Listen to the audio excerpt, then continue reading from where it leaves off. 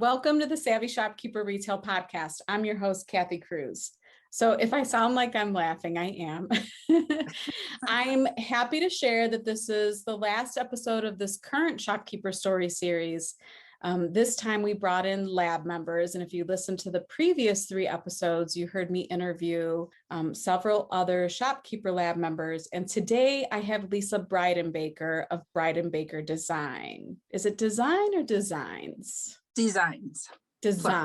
Limited, yeah, LTD. Oh, see, I'm already messing it up. Bridenbaker Designs Limited. Yeah. So legally. Lisa, what was that?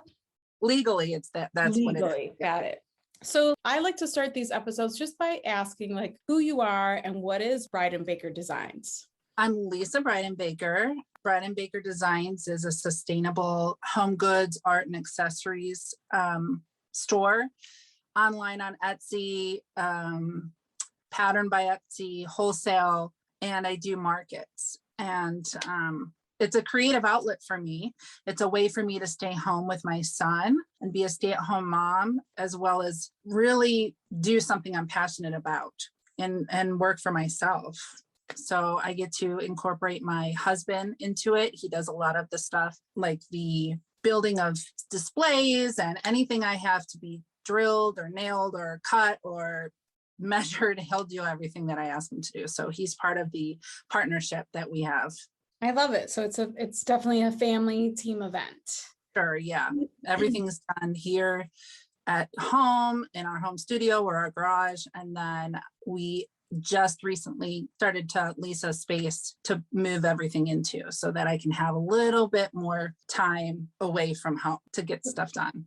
Yeah, it makes sense. And when you say sustainable goods, I don't know if I've ever heard you explain it or describe it that way, but yeah, that's completely fitting. But why don't you tell everyone that's listening all of the different products that you make? I know what you make, but why don't you tell everyone listening what you make? It's a nice eclectic mix. I started with clamshells. So I do create art on clamshells that people don't want, clamshells we pick up on our family vacation and use them for jewelry, dishes, beads, different little tiny paper clips, things that you need storage on. So I create really my art on those, and that's what started it. And then I also use that art on paper and recycle the paper that I don't use or the scraps from the paper, making notebooks. And then I use fabrics. So anything that has my artwork on it, I try to use in different ways. So baskets,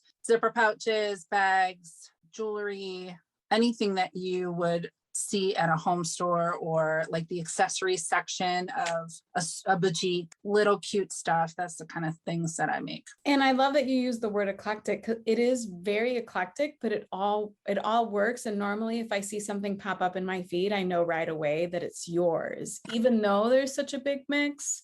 Yeah. So you mentioned the clamshells, and I actually have one of them. And it's funny that you said that. You gifted one to me, and I hold all of my paper clips in it. It's perfect for a little paper clip holder on my desk. Right. And then of course I've ordered and reordered your notebooks. It's a classic gift that I give to the Master Shopkeepers members, or I've given them to gifts for all of the experts or the people that come in and teach in our community, because I'm always so grateful to them. So it's just like the perfect little size notebook. It's beautiful. And every time I ask you, can you brand it like to my colors and can you put my logo on it? You're always really accommodating. But before we get into like products and your shops and where people can shop with you, I want to go back a little bit and just kind of ask you about your story. This is another situation where I said this before we started recording, that I feel like I know everyone well that I'm interviewing, but I don't know all of the particulars of your journey. And I love that you've always been firm about wanting to be home with your adorable son, Chase, who I adore. He comes to the store and he's the cutest thing. I post pictures of him. Thanks. But tell me how it all started.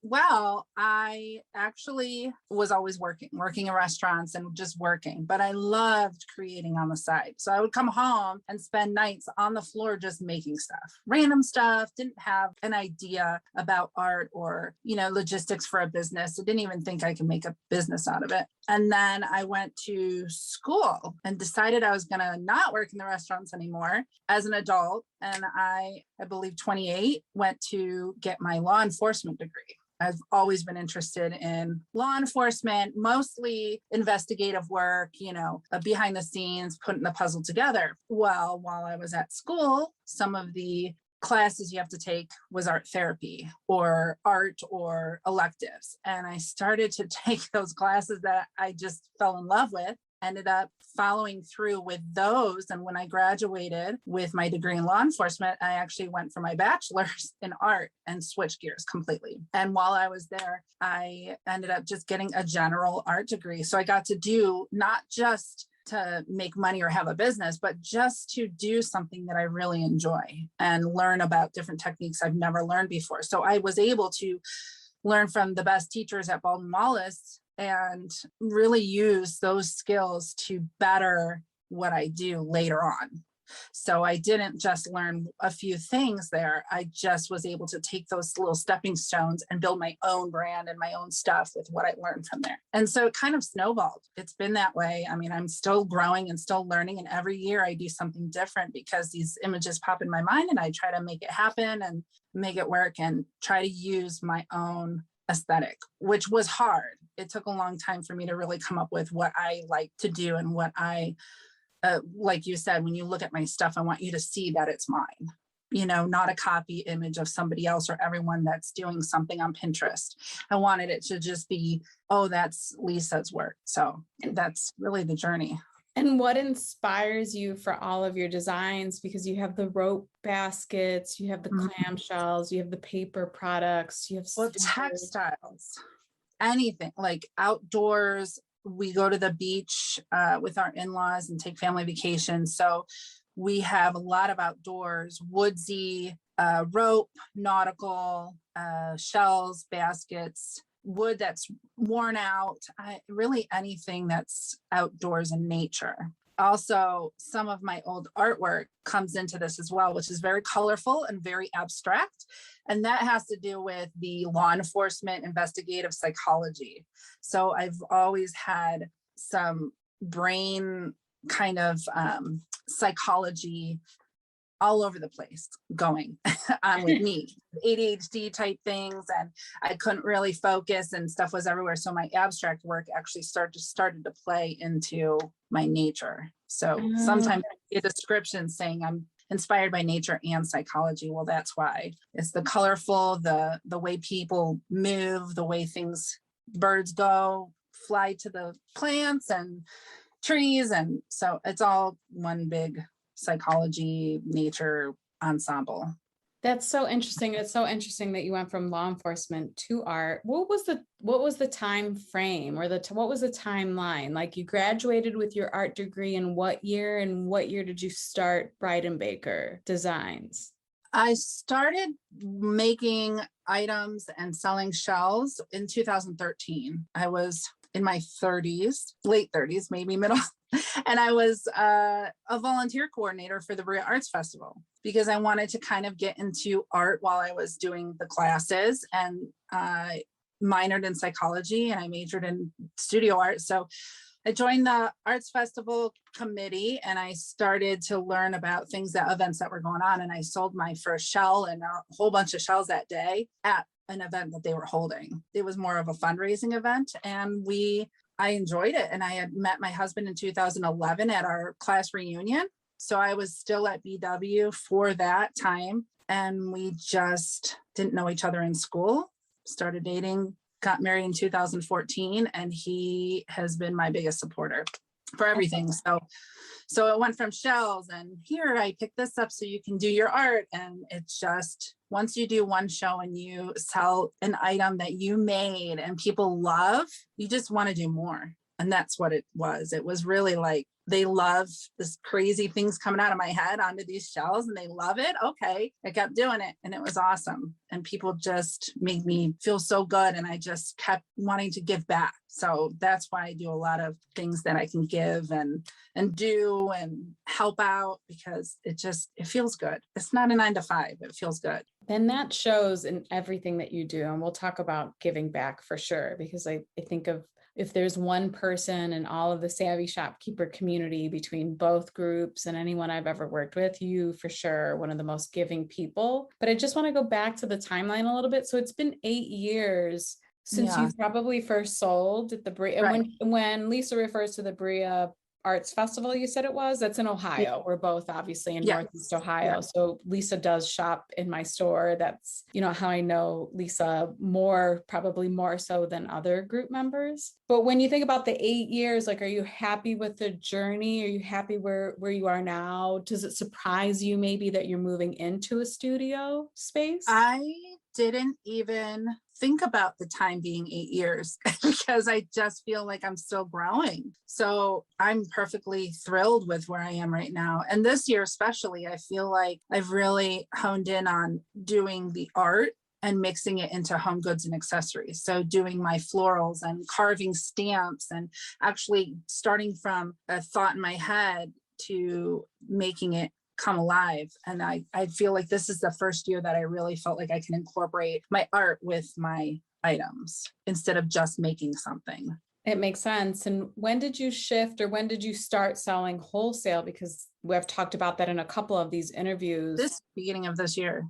You Go didn't ahead. do it in 2020, during the pandemic? I started doing it in January. Oh, wow. Okay. I believe officially joined 2 wholesale groups, but I believe, I really think that it was in January of Okay. this year. The question I always ask the people that make their own products and sell them, like, how are Yeah, you able to determine that you could wholesale and it would be sustainable in terms of, profit, or being able to pay yourself, or that would be worth your time to sell wholesale? Because most of the makers, you're selling wholesale at half the price. So right. just wondering, like, how did you determine you could do that? Well, with the pandemic, markets were done. There were no markets, and I was making masks.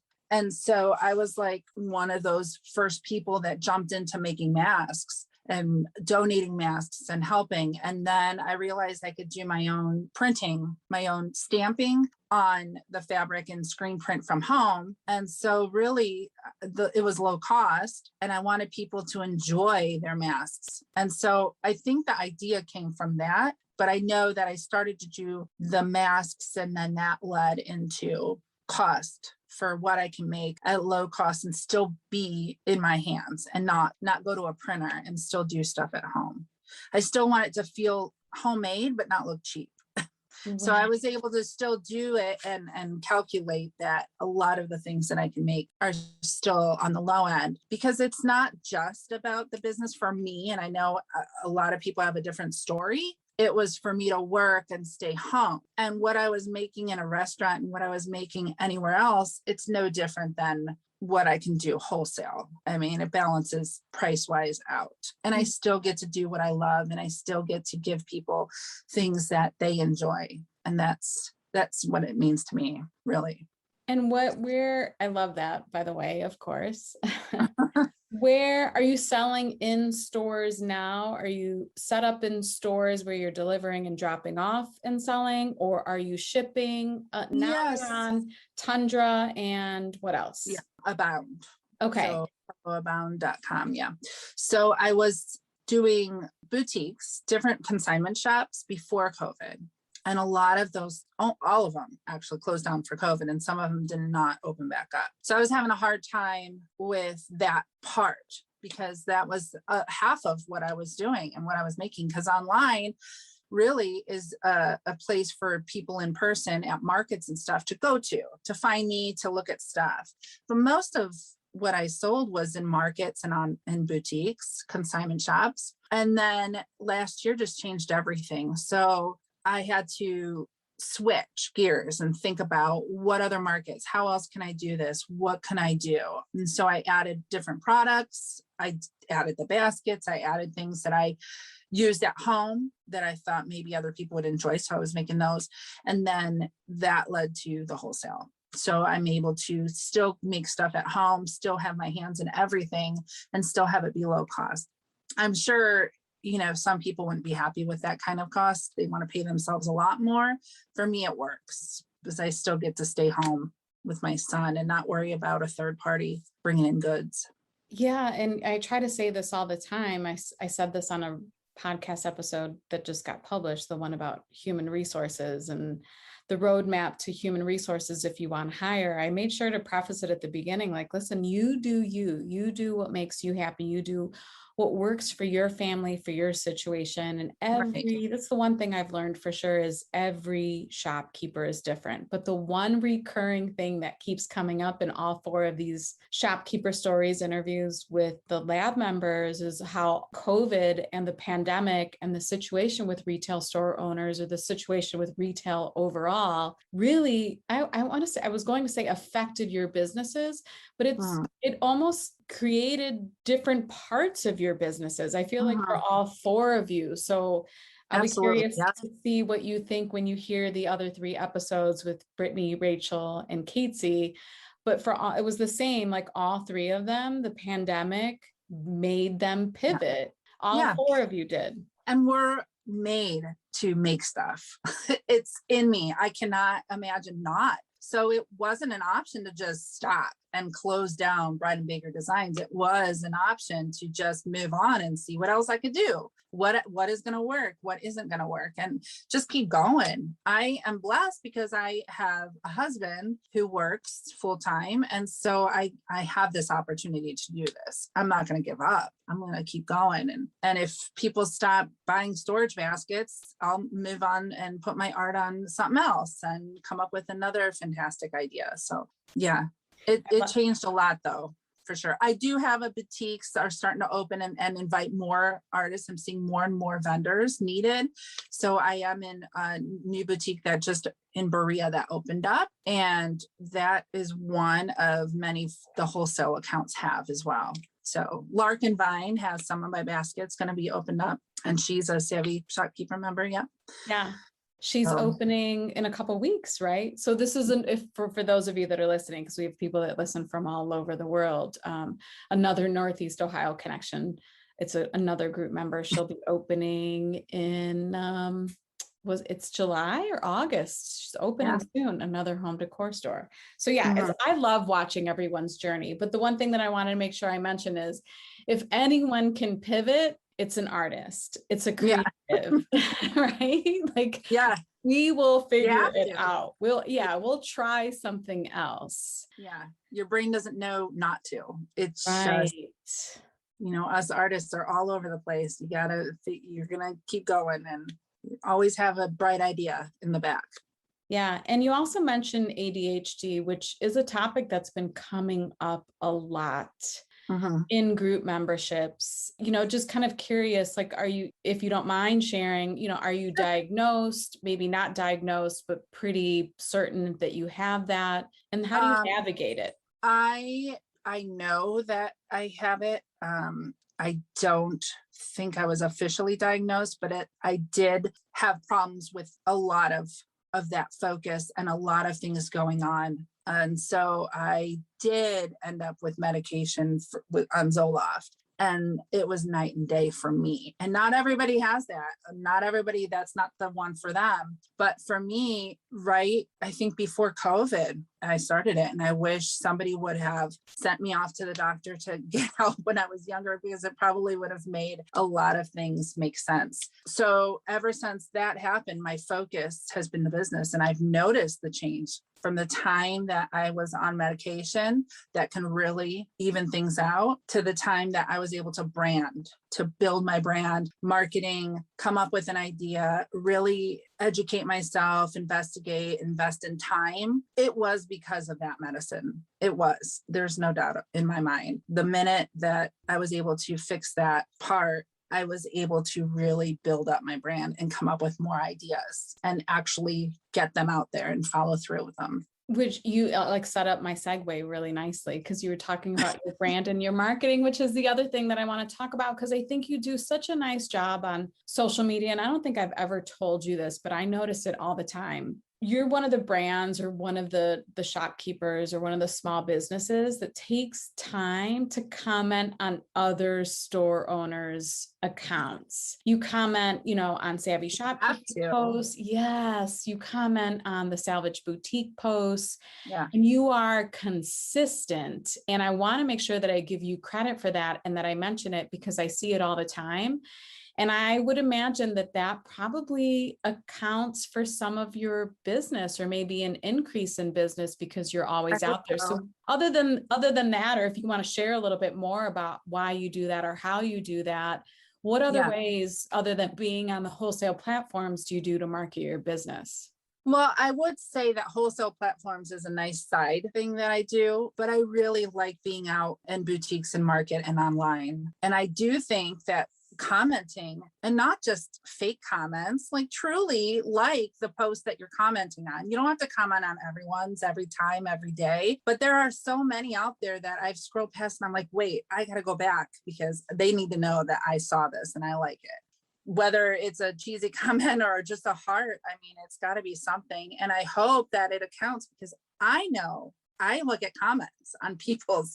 So I like to look in there and sneak in and read some comments just because sometimes they're really funny. And I'll see somebody I like, and then I'll click on theirs, and then I'll see that I really like their Instagram, and then I learn something new from there. So I follow them, and I'm hoping it reciprocates and they follow me. And that's the way to do it. You learn, you meet people. It's like a secret society of networking. If you don't utilize it, you're not going to have people come into your store or to your website. Yeah, I think there's so much power in commenting on other people's posts, especially if you're a local business too. I think some of us underestimate the power of doing it. And I can't agree with you more. Yes, genuine, real, sincere. Yeah. Obviously not the spammy comments and not trying to sell or not trying to comment to push, a customer from one store to another. That's not what I mean at all. It's just like a genuine, like you like something, you love something. And I for sure try to do that. I think I follow so many of you in both groups, and I like to do that too. And no reason other than I want to be your cheerleader. Right. And that feels really good. And because I know, of course that helps me too, because especially in the case of Instagram, Instagram wants to nurture community and connection. Right. Is there anything else you do to market your business? So when I do see somebody I come across all the time, especially if they're local and doing market, you meet those same people at market. So you really get a sense of your community, and then they feel like you're a part of it as well. If you're not interested or following up with some people that are local to you, you're just alone. You're just relying on yourself to bring people in. But when you have a whole community, I know a huge amount of people in the local area that I send people I know to. Oh, you'll love this or you'll love that. They do this. And that's the community. That's where the community comes. You have to interact with the people in your local area. And Instagram really allows you to do that. Even Facebook still, I have them tied together. So when I'm posting on one, it goes to the other. But I also know that Facebook allows you, to do ads. And if you don't do them for a long time, they send you credits to do more ads. So I utilize those. And a lot of people brush them to the side. No way, I use them. You have to use them. Free money, free ads. Put your ads out there, boost your posts. So I do that a lot. So you'll see them on there sponsored. It's because they give me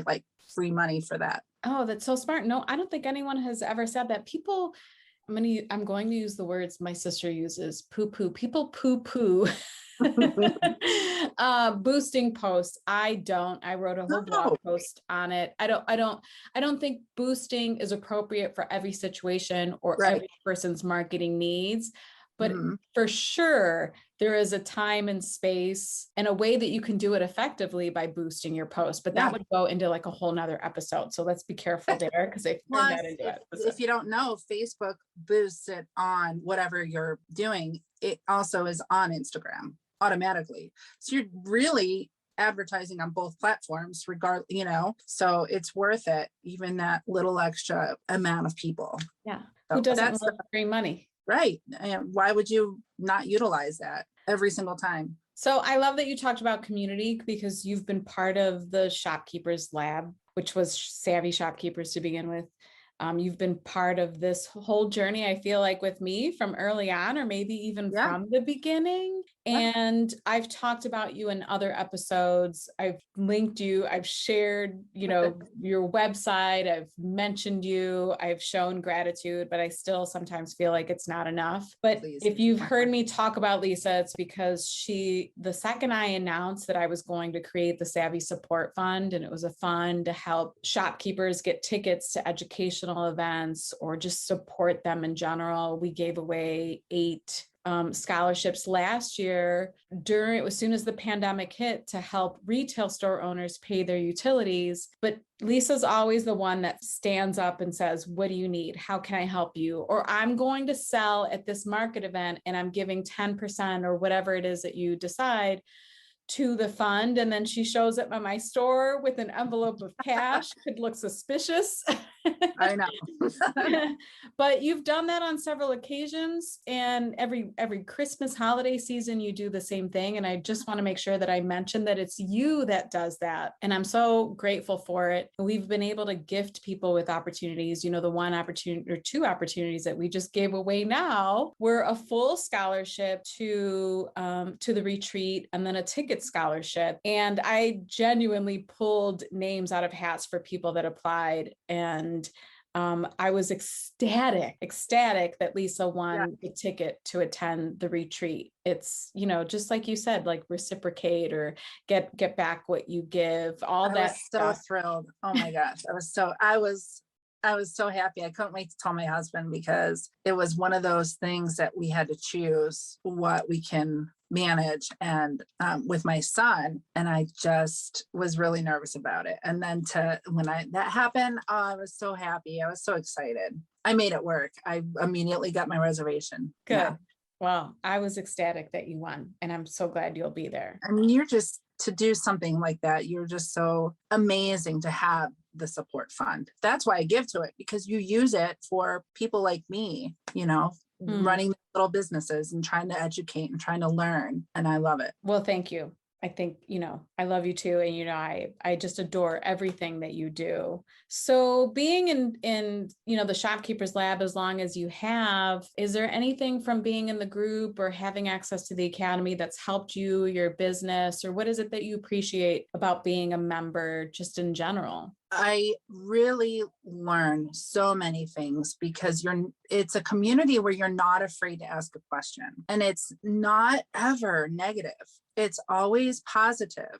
And there's so many groups I've been in, and this is the one that I constantly look at, check, make sure I'm on board with what's going on. You want to meet everyone that's in the group. It's one of those groups you just learn so much, because everyone has it, like we talked about, a different journey. They have a different type of store. Some are makers like me, and you need to know where to buy the cheapest boxes. You just ask the question. Like, there's just not one thing. It's so many things that I've learned from this group. Yeah, I agree. Like sometimes it's like, just like that. It could be a simple question like that, or a simple question about shipping or, the logistics, but then sometimes it's like mindset, or how do you handle this customer or this situation? Yes. And then hiring, or, I mean, everything, such a wide range, A to Z for sure. It's respectful, it's kind, but at the same time, if if somebody has to give a little tough love or give you a different perspective, you can get that too. And I appreciate constructive criticism for sure. And that's good. You need that. Yeah, we all need that, right? Yeah. Like today we posted in the group, and it was a Friday post. Today is Thursday. Someone has to call me someone out. Call you out on it? Yeah. I didn't see it yet. Oh, but it's good. I'm okay with that. We made a mistake. And then I even told my virtual assistant, Jason, I was like, leave it up. You know what? We're human. The stuff like that happens. It's okay. And we all laughed about it. So it was good. Well, how can everyone connect with you? How can they find you? How can they buy from you? Let's do website first. What's your website link? It's bridenbakerdesigns.com. And I'm going to spell that just to make sure. BRIDENBAKER, bridenbakerdesigns.com. And then what's the best place on social media to find you? I'm on Instagram and Facebook at Bridenbaker Designs. Both of Okay. them are And then where can people find you on the wholesale platforms?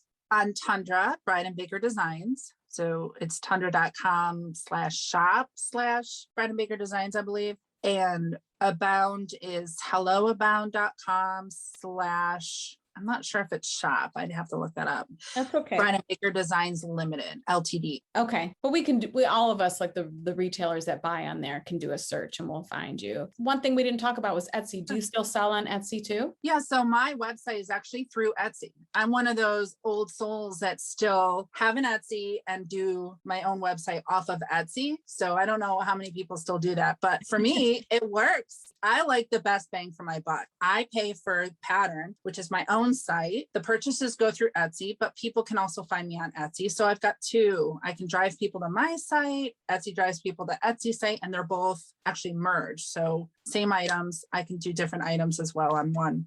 Okay, so you're moving into a studio space. You're getting ready to do a big market event this weekend, which we talked about and in before 2 we started weeks recording. too. Yeah, there's a lot going on for you right now. But what do you envision for Bridenbaker Designs? Like once you move to the studio, what's your plan? Like what's your 3-year goal, or what's your 3-year vision for the business? It is to continue to work from home, but to be in at least 10 or more stores, 10 or more shops. And I enjoy consignment. Not many people would take that route. For me, making from home, sending to consignment shops and getting your monthly checks is it. I love it. I like wholesale too. You're more on a deadline with wholesale, where consignment allows you to just kind of restock, see what people like. They're your voice. That store is your voice, and they talk to you and they communicate. Wholesale is a little different.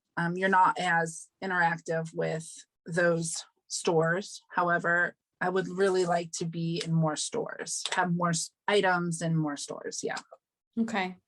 And I think that's a testament to your ability to connect with people and the relationships. Like you genuinely appreciate relationships. So what I really love about this episode is you've given a really different perspective, because we talked a lot, I feel, about wholesale with some of the other lab members that I interviewed, and you're giving a completely different perspective, like even about all of it. Like, listen, you can boost ads, it's okay, or you can consigning isn't the end of the world. You know, you love I do it all. you appreciate it. Yeah.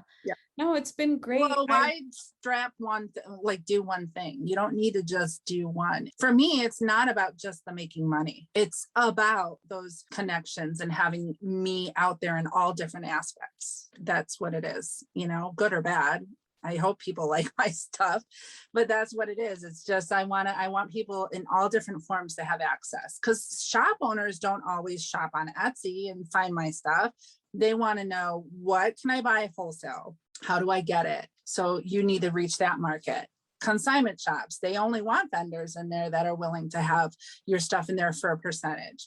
Well, now I've got these markets, those people that go shop those stores, and my own Etsy and stuff. You follow those people on Pinterest, you just tag, get everybody interested.